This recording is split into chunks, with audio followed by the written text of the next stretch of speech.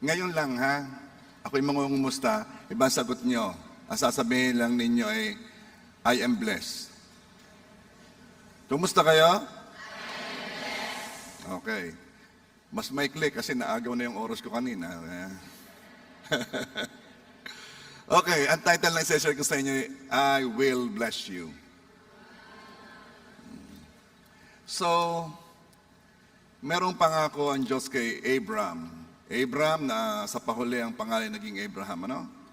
And this is God's promise to Abraham. Genesis 12 verse 2 and 3. I will make you into a great nation and I will bless you. I will make your name great and you will be a blessing. Verse 3, I will bless those who bless you, and whoever curses you I will curse, and all peoples on earth will be blessed through you. That's the Abrahamic blessing or Abraham's blessing.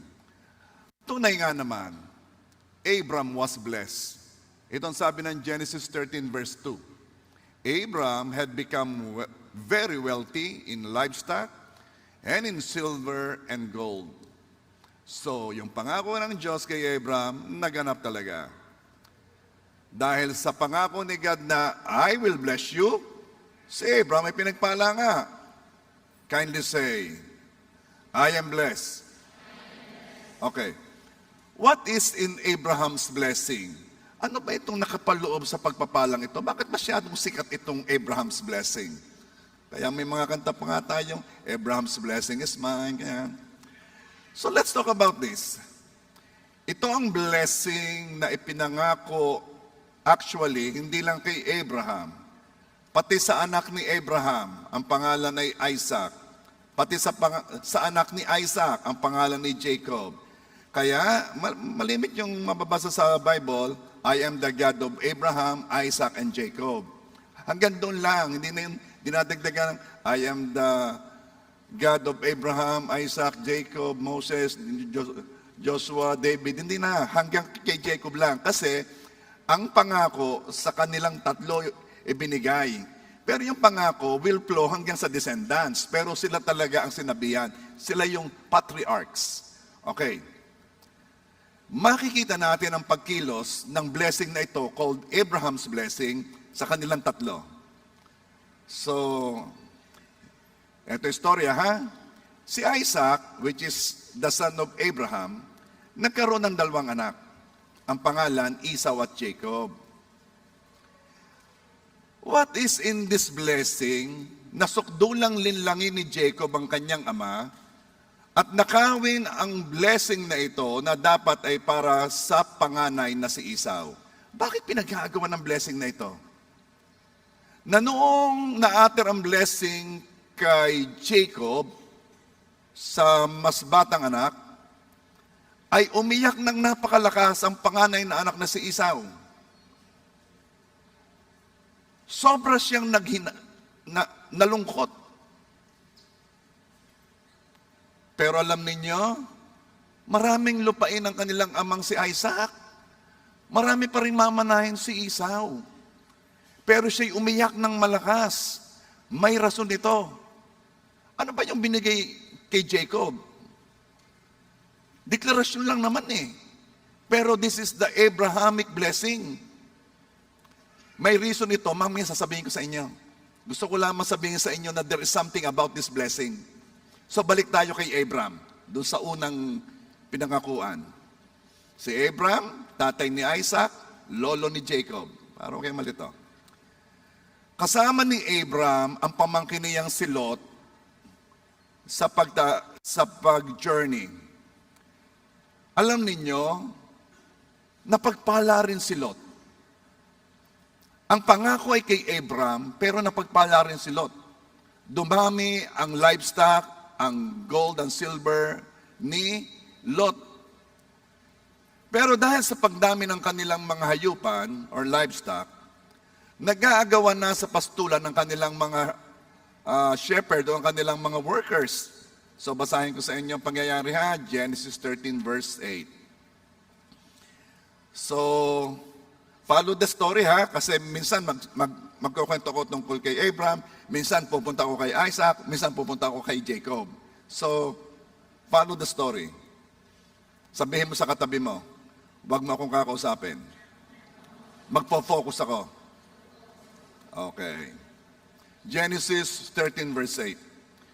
So Abraham said to Lot, let's not have any quarreling between you and me, or between your herders and mine, for we are close relatives. Magtiyo eh.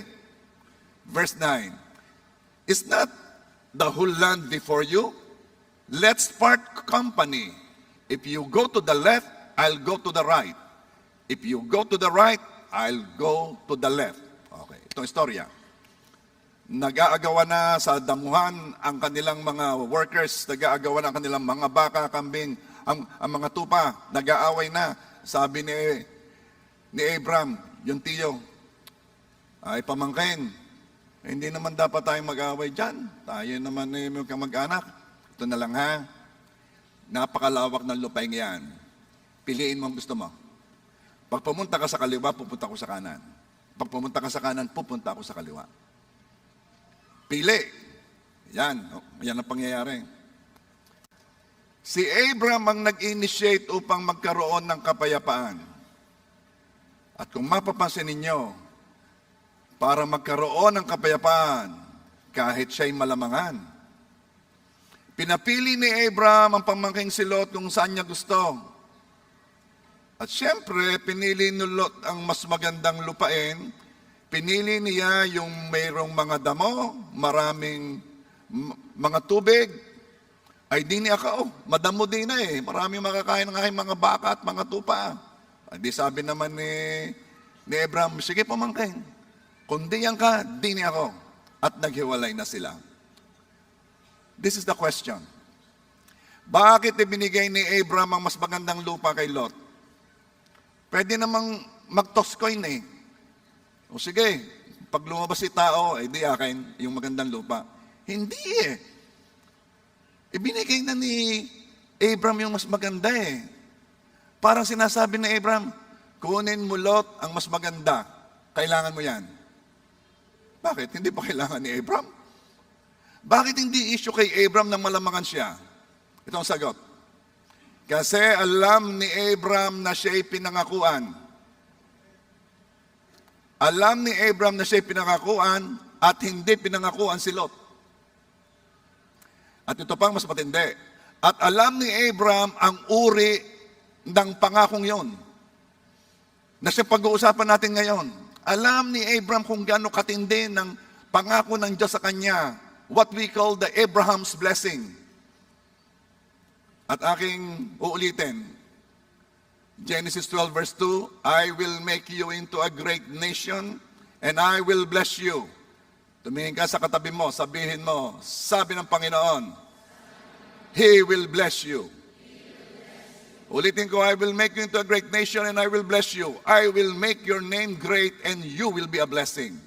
So let's talk about this. What is so special about this Abraham's blessing? Ano bang totoong big deal dito? Una, Abraham's blessing is a blessing that changes situation. Binabago nitong sitwasyon. Tingnan ninyo ha, hindi bless si Abraham dahil meron siyang magandang lupa. Hindi lupa ang nagpapala kay Abraham.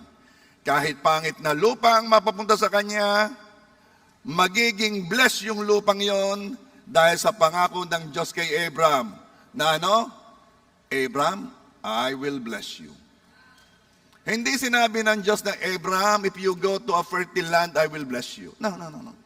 Walang kondisyon ito. Wala itong Abraham, I will bless you. Period. Tingnan ninyo ha. Punta naman tayo sa anak ni Abraham. Istorya ito. Tagtuyot noon. At inulit ng Diyos kay Isaac ang pangako ng Diyos sa kanyang amang si Abraham. Ito ang sabi ng Diyos kay Isaac. Sino nga si Isaac? Anak ni? Okay. Genesis 26 verse 3. I will be with you and will bless you. For to you and your descendants I will give all these lands and will confirm the oath I swore to your father Abraham. So again, inulit, Isaac, I will bless you. Katulad ng sinabi ko sa ama mo, I will bless you. I am saying to you, I'm saying this blessing again sa iyo, Isaac, I will bless you. Dahil alam ni Isaac na siya'y blessed. At alam ni Isaac kung anong uring blessing ang tinanggap ng kanyang ama na ngayon ay binigay din sa kanya. Blessing na hindi depende sa lupa, hindi depende sa negosyo, hindi depende sa panahon, kundi depende sa Diyos na nangako sa kanya. Kaya, tingnan niyo ang ginawa ni Isaac. Kahit tagtuyot, kahit famine, siya'y nagtanim. Kahit tagtuyot, siya'y nagtanim. At ano nangyari? Babasahin ko sa inyo. Genesis 26 verse 12. Isaac planted crops in that land, and the same year reaped 100-fold because the Lord blessed him. Tingnan ninyo. Tingnan ninyo ang pagkakaiba ng Abraham's blessing. Ito'y salita ng Diyos na I will bless you, walang kondisyon. I will bless you, period. Ito'y pinag-aagawan na blessing na ito, pinag-agawa ng anak ni Isaac, si Jacob at si Esau, because they saw it, they know it, kung anong ginagawa ng blessing na ito. Tingnan nyo ha, Isaac planted crops in the land and the same year reaped 100-fold because the Lord blessed him. Hindi sinabing because the land blessed him. Why? At that time it was famine. At that time tagtuyot. Ibig sabihin walang tubig. Ibig sabihin ang lupa ay tigang na tigang. Noon nagtanim si Isaac. Walang magtatanim noon, illogical. Ang problema ay ito. Alam ni Isaac kung anong tinanggap niya sa Diyos. Alam niya ang deklarasyon sa kanya, Isaac, I will bless you. At ang blessing na ito ay bumabago sa sitwasyon. Kahit tagtuyot, pwede akong paanihin, pagpalain ng Diyos ng hindi konti lang, kundi marami, 100-fold. Kanino yan? Okay. Hindi subject si Isaac sa ekonomiya ng lupa. Binago ng Abraham's blessing ang sitwasyon. Ginagawang pagpapala kahit ang pangit na sitwasyon. At tingnan ninyo ang naging resulta, Genesis 26 verse 13, the man, talking about Isaac, became rich, and his wealth continued to grow until he became very wealthy. Alam ninyo, sa lahat ng sitwasyon, nasasabihin ng iba'y pangit, laging merong napapagpala doon. I heard this story. Noon daw nagmarsyalo. Nag-alisan ang mga mayayaman sa Pilipinas. First time nakaranas ng marsyalo Biglang baba ng mga presyo ng mga bahay at lupa sa Forbes Park, Bakit nag-alisan na Alam mo kung sino nakinabang? Ay di yung bumili. Sa lahat ng pangit na sitwasyon, meron din yung opportunity na kung saan pwede kang pagpalain.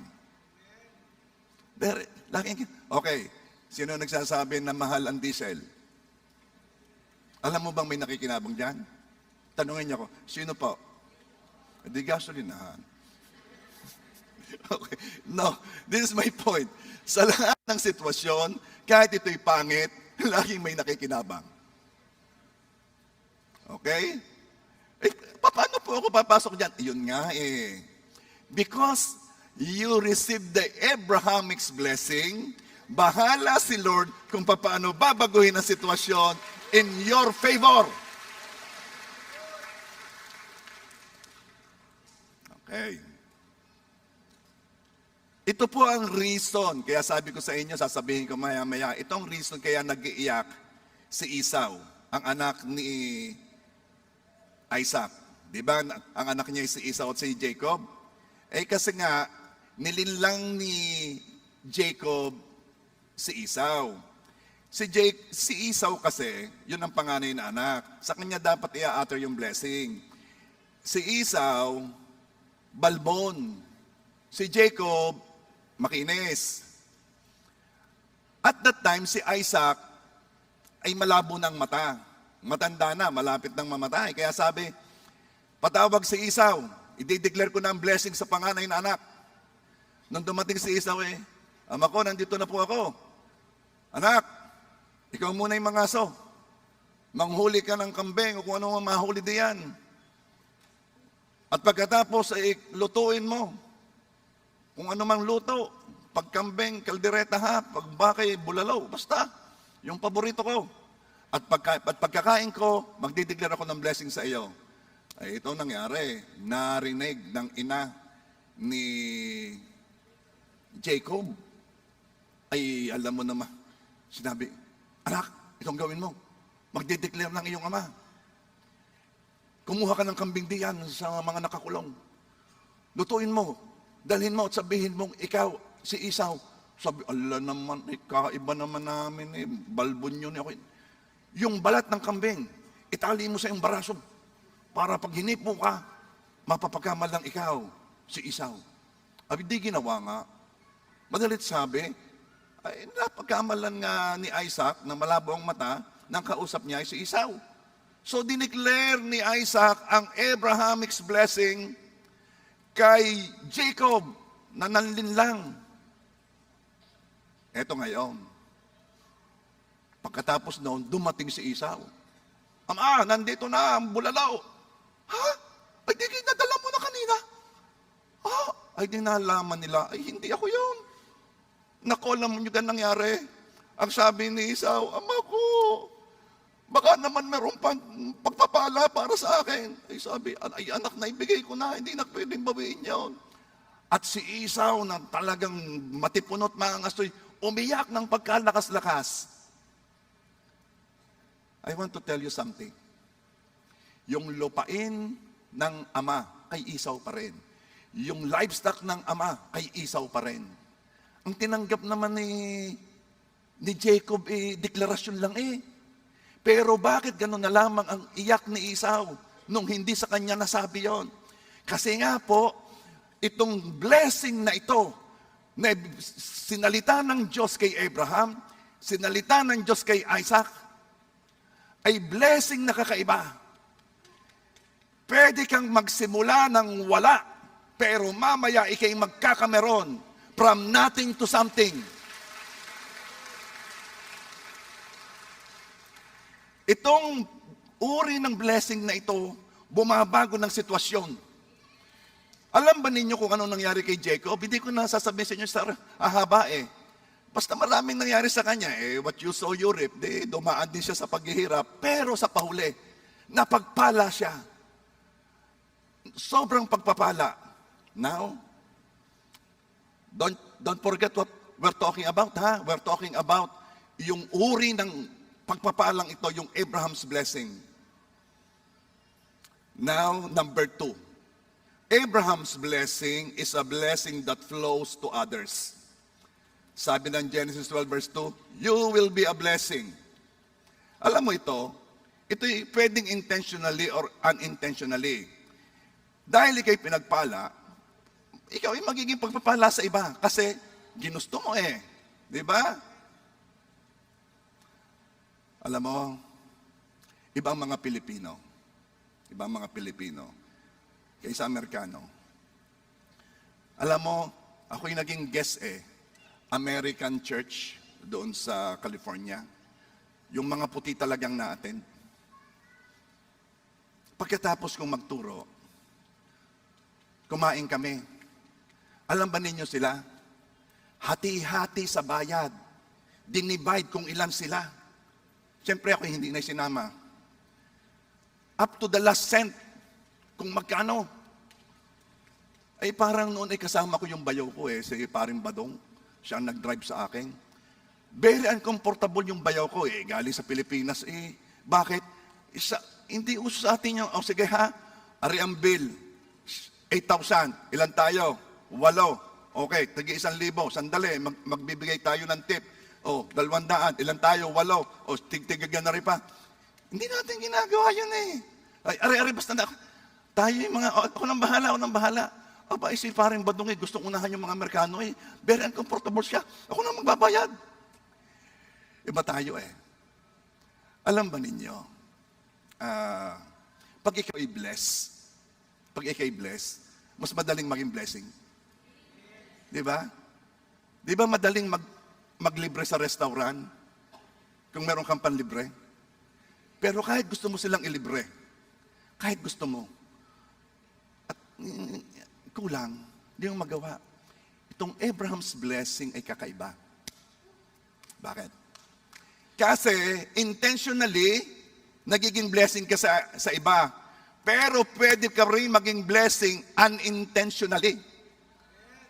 Basahin ko sa inyo kung bakit nangyari. Let's talk about Abraham again. Si Abraham, nung nag-journey, kasama niya si Lot. Alam niyo yung istorya. Lot, nag-aaway ang ating mga workers. Pag pumunta ka sa kanan, pupunta ko sa kaliwa. Piliin mo na yung maganda. Sabi ni Lot, sige, akin ang mas magandang lupa. Akala ni Lot ay bless siya dahil magandang lupa ang kanyang napili. Pero pag binasa mo sa bandang huli, makikita mo na si Lot ay hindi napabuti dahil kahit magandang lupa ang napili niya. Akala kasi ni Lot ay dumami ang kanyang flocks dahil sa diskarte niya. Dahil meron siyang alam. Dahil may kapital siya. Dahil meron siyang mahusay na manager. Dahil marunong siyang mag-isip. Akala ni Lot ay dumami ang kanyang flocks dahil sa kanya. Ang hindi alam ni Lot na kaya siya na-bless ay dahil naambunan lang siya ng blessing ng kanyang tiyo, si Abraham. Dahil isinama siya ni Abraham. Sasabihin ako sa inyo ha. To those who receive the Abraham's blessing, kahit yung nagsasasama sa iyo, mapapagpala rin.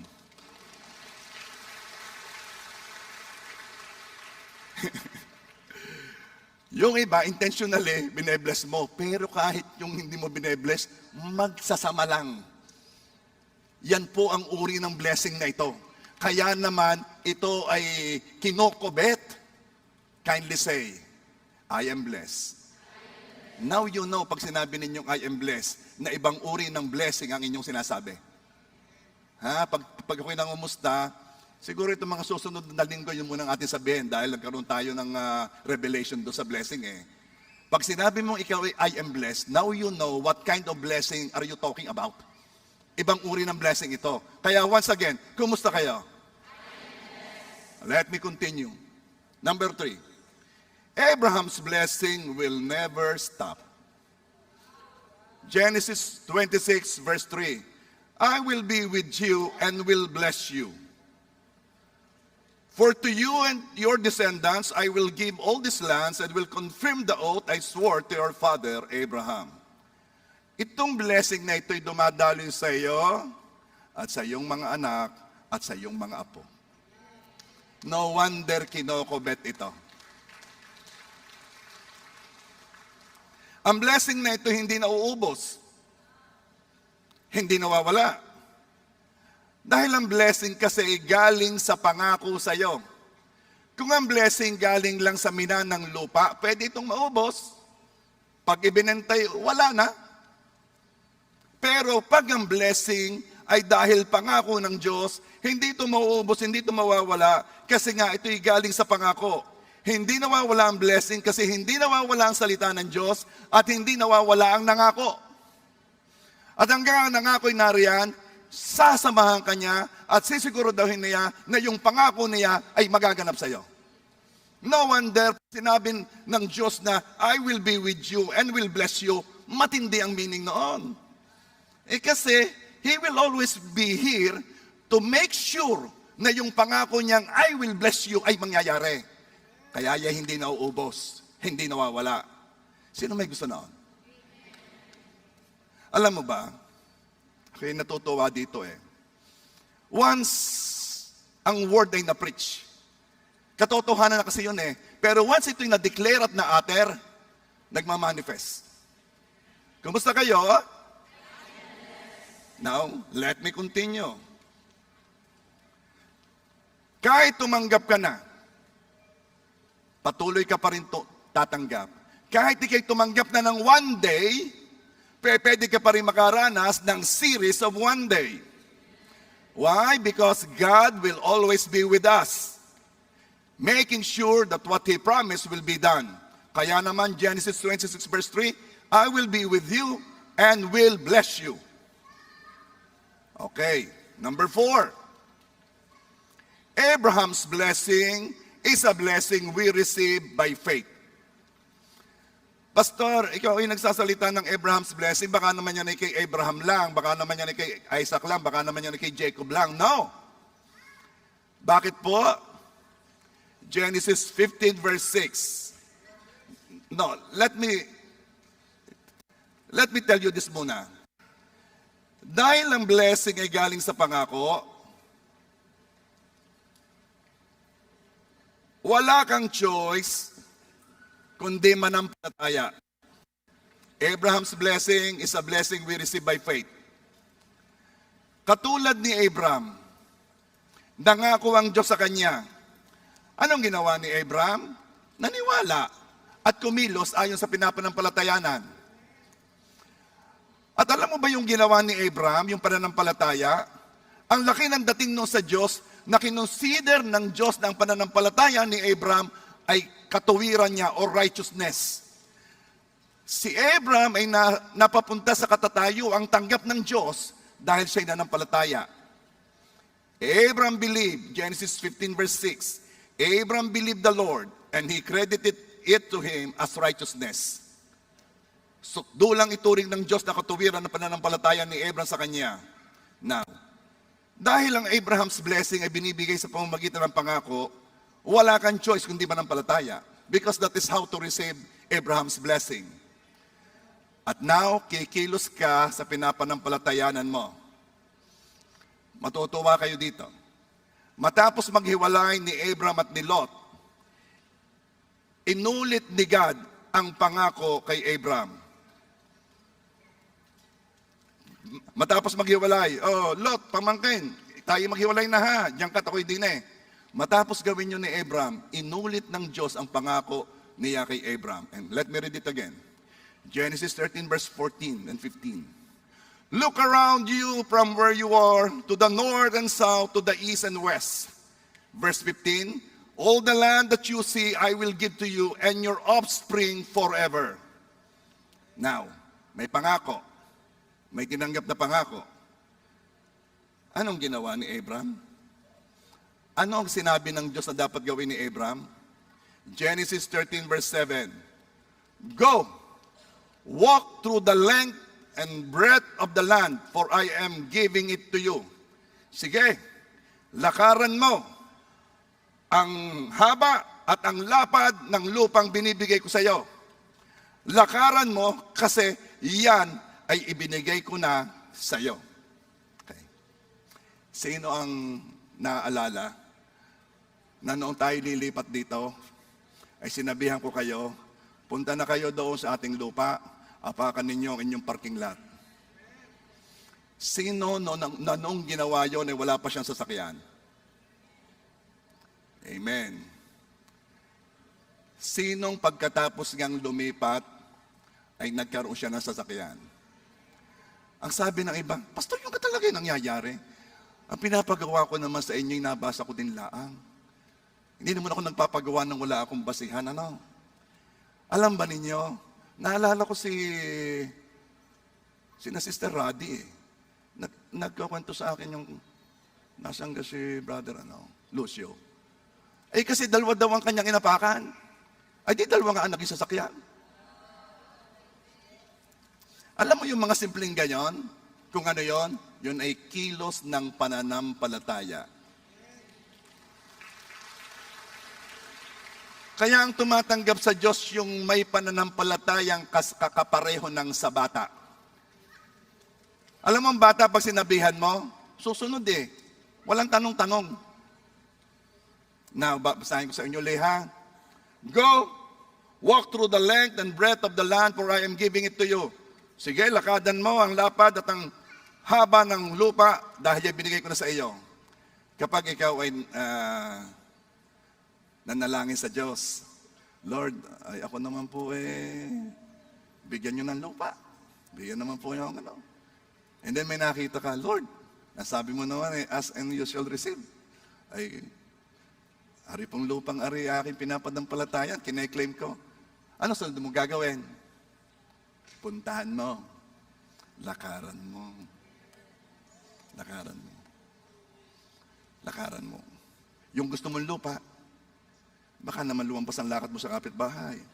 Magalit ang kapitbahay. Anong ginagawa mo dyan? Kine-claim ko, huwag mo isama ang akin. Alam mo ba, itong mga ganitong, yung kilos, itatawanan ng mga tao sa labas. Anong mangyayari doon? Alam mo pagkakaiba natin? We walk by faith and not by sight.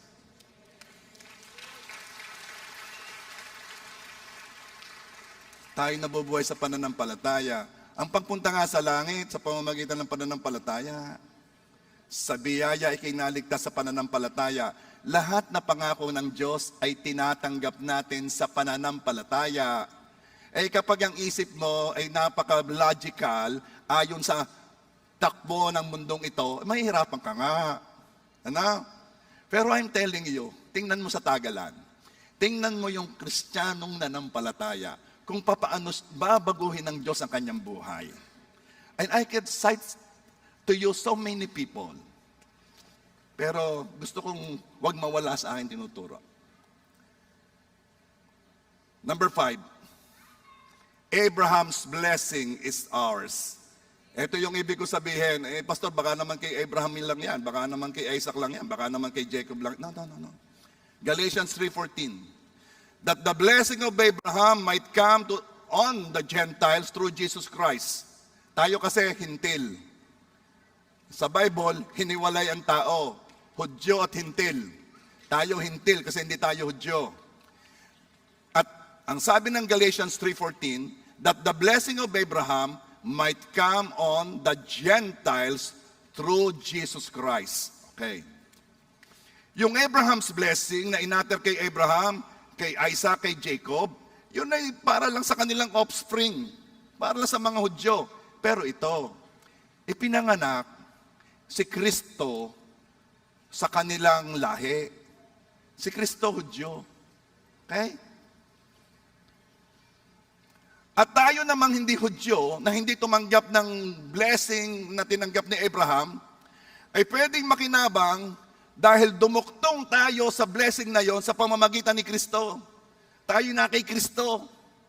Kaya tayo man may karapatan sa Abraham's blessing dahil tayo na kay Kristo. Amen?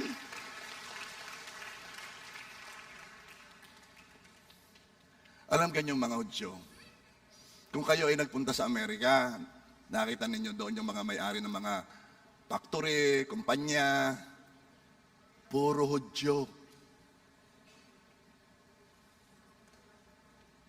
Ang mayayaman doon ay puro Hudyo. Yung nagtitinda lahat doon ng mga diamonds, puro Hudyo. Yung pinagtrabahuhan ni Angel, si Kiring, Angel Kiring, Hudyo. Pinagtrabahuhan ng pinsang ko doon, Hudyo. Parang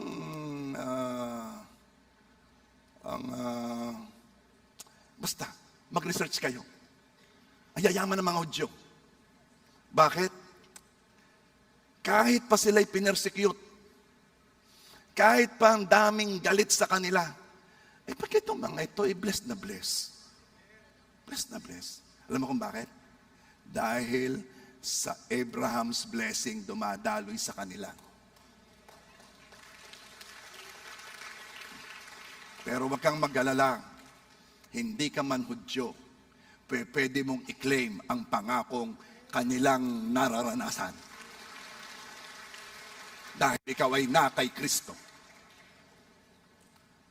Now, because of Christ, you are a blessing carrier. Sabihin mo, I am a blessing carrier. Dala mo ang pagpapalang ito saan ka man maparoon. Ikaw ay blessed dahil ikaw ay na kay Kristo. Ikaw ay blessed dahil sa pangako ng Diyos sa iyo. Hindi ka blessed lang pag ang diesel ay 60 pesos. At pag dumating ng 120 pesos ay hindi ka na blessed. Blessed ka sa gitna ng anumang sitwasyon. Kasi ang blessing mo ay hindi galing sa mundong ito. Ang blessing mo ay galing sa pangako ng Diyos. At sa Diyos nang gagaling ang blessing mo kasi sisiguraduhin ng Diyos dahil sasamahan ka ng Diyos na yung pangako niya ay mangyayari sa iyo. Kaya ang sabi ng Diyos, I will be with you and bless you. Sabihin mo, I am blessed. Kaya naman Genesis 12 verse 2 says, I will make you into a great nation and I will bless you. Kumusta kayo? And now, ito yan, you will be a blessing. Ito yung sabi ko sa inyo, intentionally or unintentionally. Ang mapadikit sa'yo, without him knowing it, mapapagpala rin. Number 6, hanggang 7 to eh. Abraham's blessing can never stop or can never be stopped. Hindi ito mapipigilan. Sobrang blessed si Isaac na kinaiinggitan na siya. Genesis 26 verse 14. He had so many flocks and herds and servants that the Philistines envied him. So anong ginawa ng mga Philistines na naiinggit kay Isaac? Tinabunan ng lupa ang balon. Ang balon na kinukunan nila ng tubig, na iinumin ng kanilang mga tupat baka at ipandidilig sa halaman. Pinipigilan ng mga Philistine ang blessing ni Isaac. Anong ginawa naman ng mga servants ni Isaac? Ay di naghukay muli ng balon. At paghukay ng balon, nakakita uli ng tubig. Ay di ka naman nahuhukay lang. Hindi ka pwedeng basta maghukay at makakakita ka ng tubig. Doon sa Middle East, baka makita mo langis. Mas mahal doon ang tubig kaysa sa langis. Kaya doon ginto ang tubig. So, naghukay sila muli ng balon. Genesis 26 verse 19. Isaac's servants dug in the valley and discovered a well of fresh water there. Bah, kagaling ng mga ito. Miski tinabunan yung dati nilang balon, nakakita uli eh. Ano na naman ang ginawa sa kanila? Inagawa na naman sila. Genesis 26 verse 20. But the herders of Gerar quarreled with those of Isaac and said, the water is ours. So he named the well Esek because they disputed with him. Nung sila yung nakahukay, sinabi, amin yan. Kaya yun. Di mo sila naghukay, sila nakakita, amin yan. Parang merong ako kilalang gayong bansa eh. Amin yan, ha? Ay tunay na. Sa tagal ng nangingisda ng ating mga mangingisda doon eh. Ngayon eh, kanila na daw eh. So, pumayag silang makuha sa kanila. Eh alam niyo kung bakit? Itong mga blessed ng ganitong uri ng blessing, mahalaga sa kanilang kapayapaan. Hindi yan para makipaglaban sa kaunting porsyon ng lupa. Hindi yan para makipag-away sa kaunting Hindi yan para makipag-away doon sa nangangamkam. Hindi yan para makipag-away doon sa nanglalamang. Bakit? Alam niya kung anong meron siyang blessing. Ang blessing niya hindi mauubusan, hindi mawawalan, hindi makukuha sa kanya. Alam mo yung mga nangunguha ng agaw, nangangamkam? Alam mo kung ba't nila ginagawa yon? Alam nila na pwedeng mawala sa kanila, kaya sila nangangamkam na. Pero isang mga Kristiyanong tumanggap ng Abraham's blessing, hindi yan takot kahit mawalan. Nagpapalamang nga yan. Nagpapalamang yan. Bakit? Kasi yung blessing na yan ay kumikilos sa anumang sitwasyon. Katulad ng nangyayari dito. Let me read it again. Pumayag silang makuha sa kanila, pero hindi sila tumigil ng paghukay ng balon at nung nakakitay, inagawa na naman sila. Genesis 26 verse 21. Then they dug another well, but they quarreled over that one also, so he named it Sitna. At kahit hindi ng mga Philistine, hanggang makahukay sila ng balon na wala nang umagaw sa kanila. Napagod ang Philistine sa pangaagaw. Pero hindi napapagod ang Diyos sa pagbibigay ng pagpapala sa mga tumanggap ng Abraham's blessing. Alam mo, kapag na-reveal sa atin ang blessing na ito, hindi ka na matatakot ng malamangan. Hindi ka na matatakot ng malamangan. Tanda ko sabi ng, ito yung nasabi ko na noon Tanda ko sabi ng tatay sa amin nung kami mga bata Alam naman nyo kami ni Brother Bod, kami dadalawang lalaki magkasunod, di laging agawan.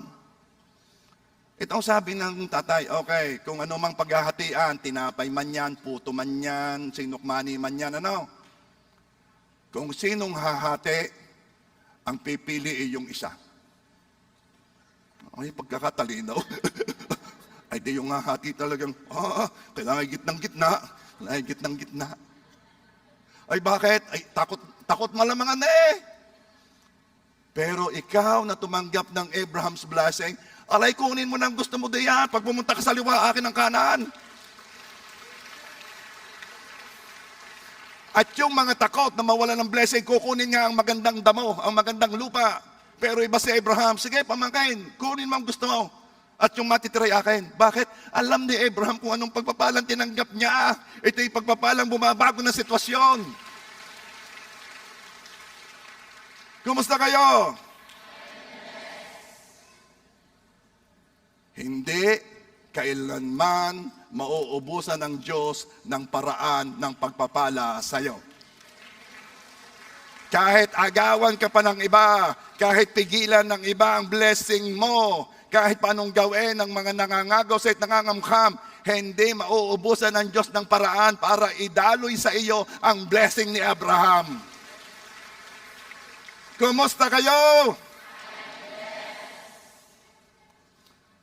And lastly, ito nakakatakot ito at nakakatuwa.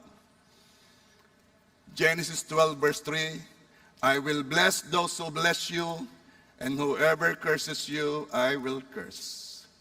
Abraham's blessing will bless those who bless you. Lahat na pagpapalain ang mga pinangakuan ng Diyos ay pagpapalain ng Diyos. Ang magiging mabait sa inyo at mapagbigay sa inyo, Diyos ang bahalang magbigay sa kanila. Maaaring sa pamamagitan mo rin o sa pamamagitan ng ibang tao, pero may salita ang Diyos, I will bless those who bless you. Kaya, sabihin mo na doon sa mga okay, pagpalain mo, bakit? Ay, may salita din Pag pinagpala mo, mapapagpala ka. At ito, mabigat. I will curse those who curse you. Ipag-pray mo ang mga taong galit sa iyo. Ipag-pray mo ang mga taong inggit sa iyo. Ipag-pray mo, bakit? Merong salita ng Diyos na kumikilos laban sa kanila. Ipag-pray mo yung pinagkikismisan ka. Ipag-pray mo yung mga dinadown ka. Ipag-pray mo yung naiinggit sa iyo at ikaw ay sinasakta at sinisiraan. Ipag-pray mo yung nang-aagaw sa iyo. Ipag-pray mo yung nangangamkam ng hindi kanila sa iyo. Ipag-pray mo sila because they put themselves in a very difficult situation. They are now against God and there is a word working against them. Na ano yun? I will curse those who curse you. So ganito, the word was preached. Huwag kayong matatakot sa sitwasyon. Kahit paanong abutin ng presyo ng diesel, wala ka namang sasakyan. Hindi pala. Pastor naman, ako na may nasakay din. Papatawa lang ako. Huwag kang matatakot anuman ang sitwasyon. Bakit? Hindi nababago ang pangako ng Diyos sa iyo. Sabi ng Diyos, I will bless you. Period. Ay, Panginoon, nataas po ang presyo ng diesel. Ay, bakit? Hindi naman nababago ang pangako ko. I will bless you kahit tumataas ang presyo ng diesel.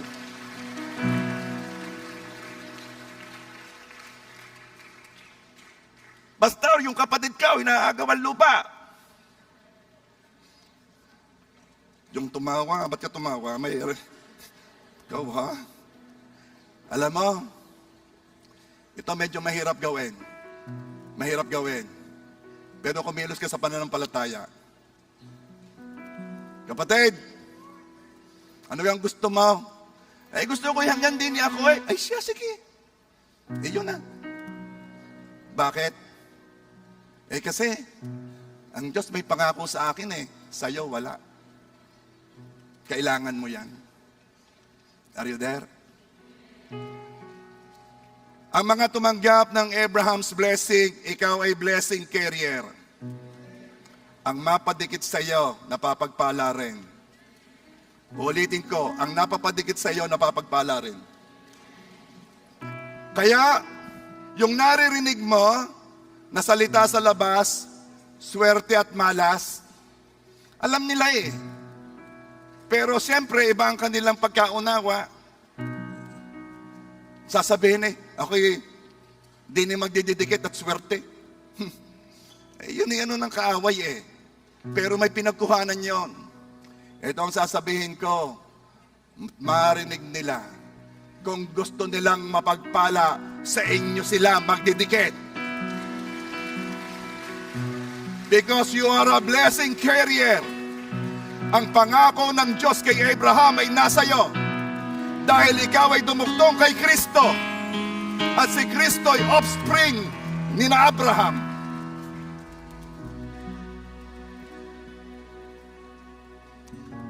Si Isaac ay nagtanim kahit tagtuyot. At kahit famine, kahit sinasabi ng mga tao, hindi maganda ang panahon ngayon, hindi maganda sitwasyon ngayon, si Isaac ay kumilos ayon sa pangako sa kanya, hindi ayon sa sitwasyon. Kaya naman anong nangyari? Si Isaac ay umani ng 100-fold. At anong nangyari? Si Isaac ay napagpalang sobrang pagpapala. Kanino yun? Kanino yun? Kanino yun?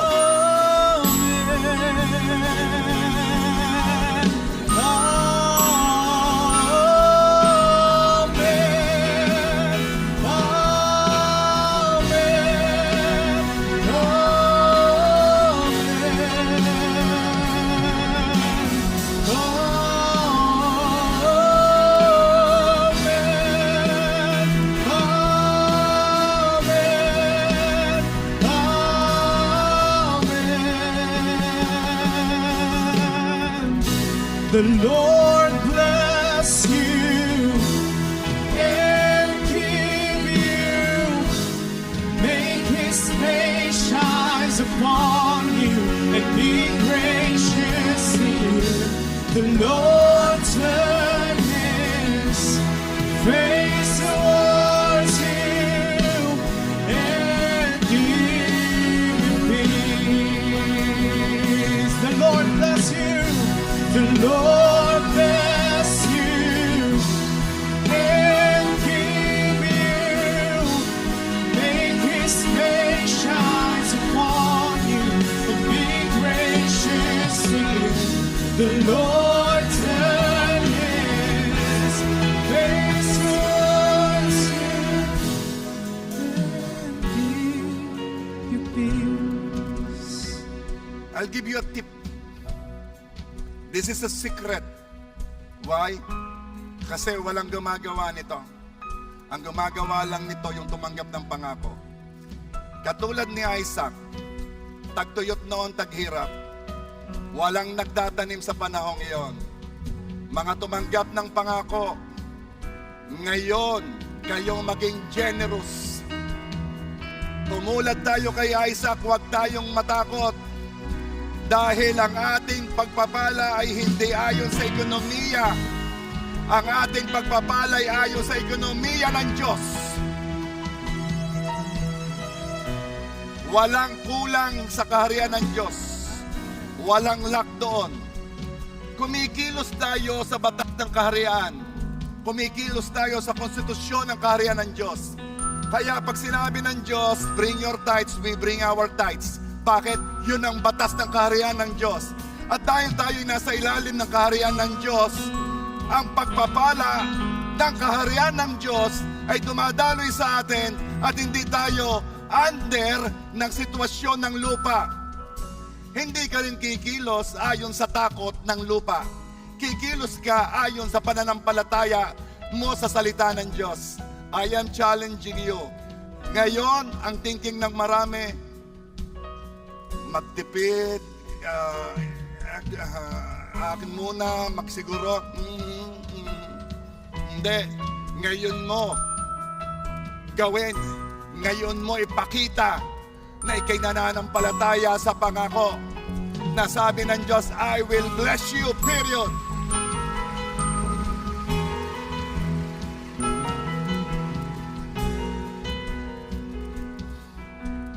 Ito ang ganitong mga sitwasyon. Dito gustong ipakita ng Diyos ang katotohanan ng kanyang salita. Ang pagkakaiba ng naglilingkod at ng hindi. Ang pagkakaiba ng nananampalataya at ng hindi. Ito ang sitwasyon na naghihiwalay sa tumanggap ng pangako at sa hindi tumanggap ng pangako. Uulitin ko, kumusta kayo? Uulitin ko, kumusta kayo? At uulitin ko ulit, kumusta kayo? Sabay-sabay!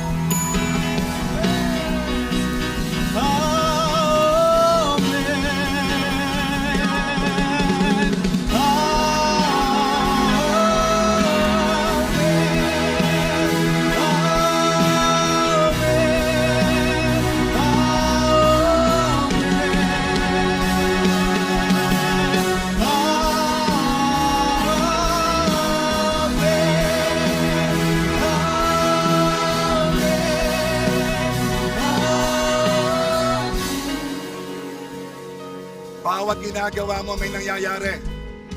Pumunta ka sa 12 tao, sabihin mo, you are blessed.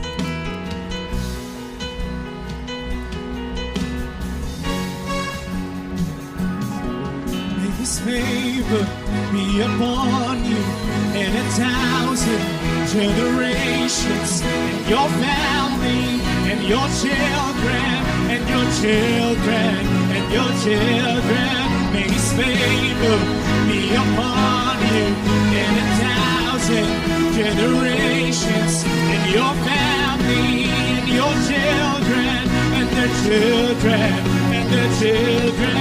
May His favor be upon you and 1,000 generations, and your family, and your children, and their children, and their children. May His presence go before you and behind you and beside you, all around you and within you. He is with you, He is with you in the morning, in the evening, in your coming and your going, in your weeping and rejoicing. He's for you, He's for you, He's for you, He's for you, He's for you, He's for you, He's for you, He's for you.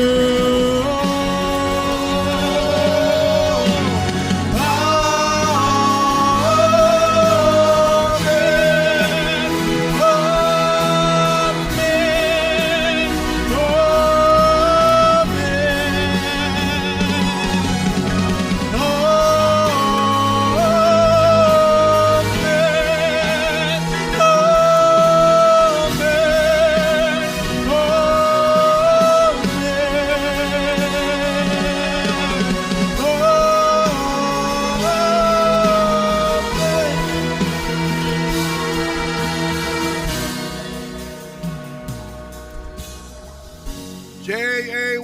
Rosario and all of you online, you are blessed.